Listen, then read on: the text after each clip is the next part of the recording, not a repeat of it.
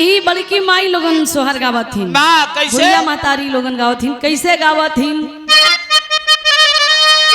ए रनिया तोहारे ता जाना मेला लनावाया नवा उठे सोहर हो।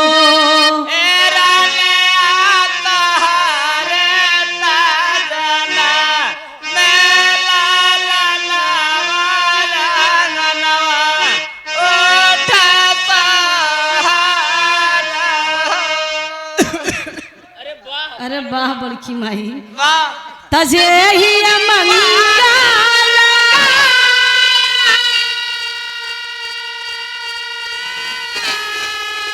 तागाई के सुना सुनवैया सुखा पावाई हो। रनिया तोहरे ता जाना मेला नवाया नवा उठे सोहरी हो।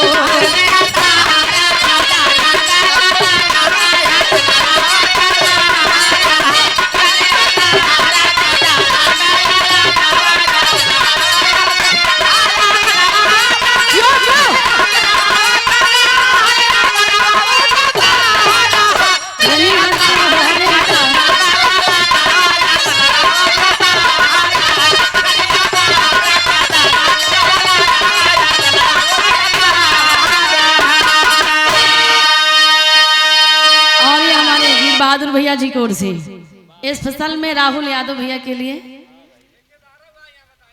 हाँ ठेकेदार साहब हाँ कहा था ब्लैक वाली ले ली 65 वाली 90 मिली। हाँ ले लिया हो तब काजे से उनके दुल्हन आ जाए। ये हमारे दिलीप भैया जी की ओर से सोहर के भाव पर खुश होकर के मलकिन की इनाम नहीं आए भैया।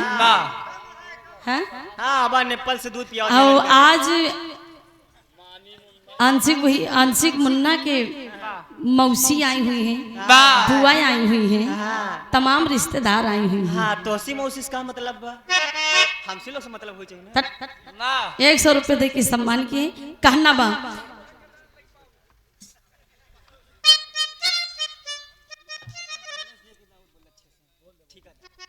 और ये हमारे बिरहा के शुभचिंतक जहां तक बिरहा है वहां तक उनका नाम है। जहां तक बिरहा है उनका नाम है। शायद हमको लगता है चले गए हैं क्या?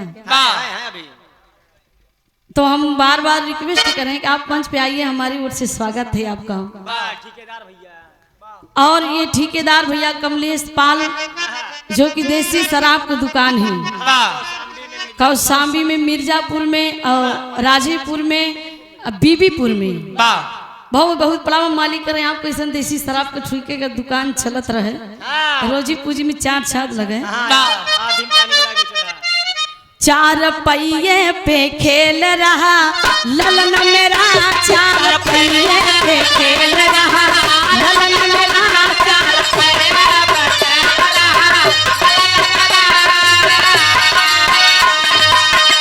4 पहिए पे खेल रहा ललन मेरा, 4 पहिए पे खेल रहा।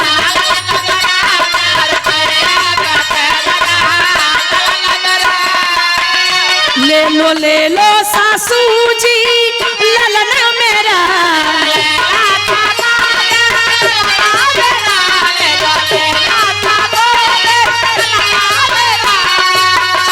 ले लो सासू जी ललना मेरा, तुमको दादी कहेगा ललन मेरा, तुमको दादी कहेगा।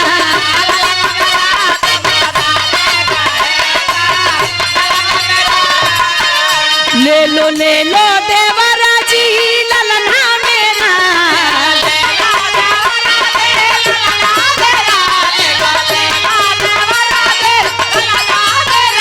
ले लो ए देवरा जी।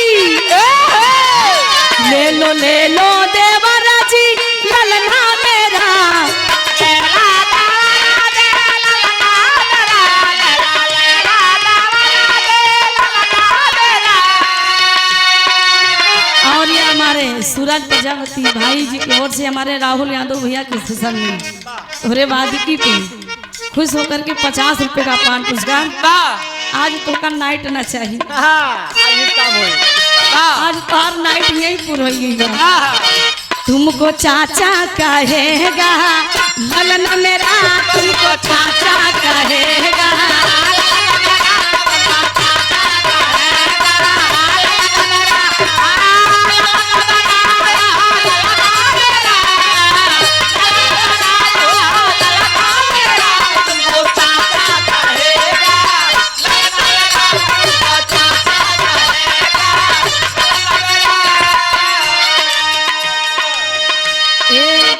तमाम सोहरा भैया वहर से सूरज वंशी जी से एक गीत सुनने के मिला रहा, भला जे कई पिराई वही जाने दूसर कौनो का जाने।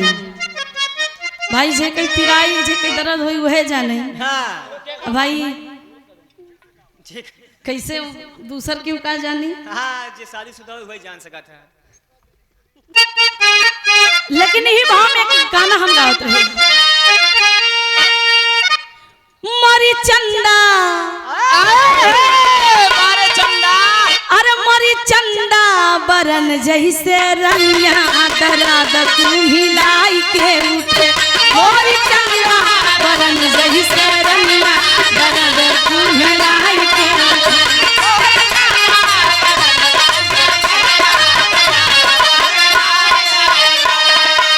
वही छाया हुआ नाम वीर बहादुर यादव भैया जी की ओर से गौहानी के पाउन सजी में से 100 रुपए दे के भाव को समझते हुए भैया की बहुत बहुत प्रणाम। 100 रुपए दे के सम्मान के बहुत बहुत प्रणाम।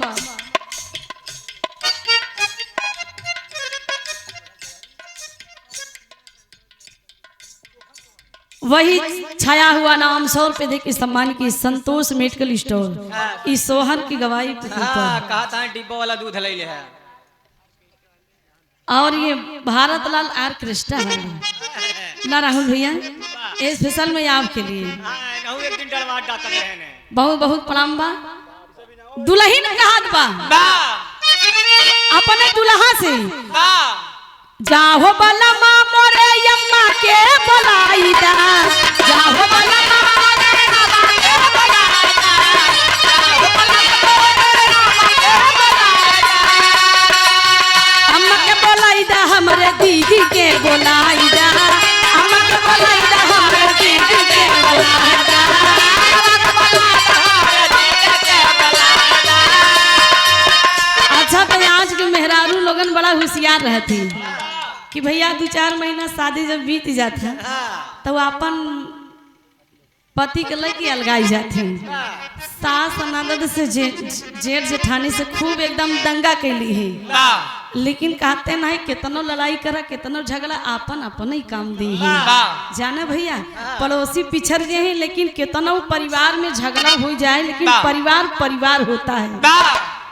तो दुल्हा से कहे कि जाए अम्मा को बुलाई दे, अम्मा नहीं आवे तो दीदी को बुलाई दे। दुल्हा बमग्गा कहा जब तोहरे पीर उठी बाटे तब माई और हमार बहन याद आवत है। तो एक बात कहे अम्मा का बुलाई दा हमारे दीदी के बुलाई दा, भला का बहू ना ठोकू रखेला अम्मा मोहरी ना आई है, भला का बहू ना ठोकू रखेला।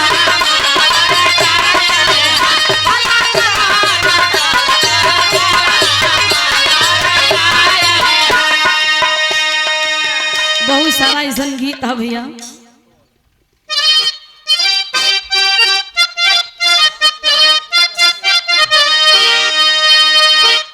ये गीत के जो इशारा करत है हमारे धीरज भाई मिर्जापुर के धरती से आई है। ठेकेदार साहब जहाँ तो हर ठीके दुकान देसी शराब की दुकान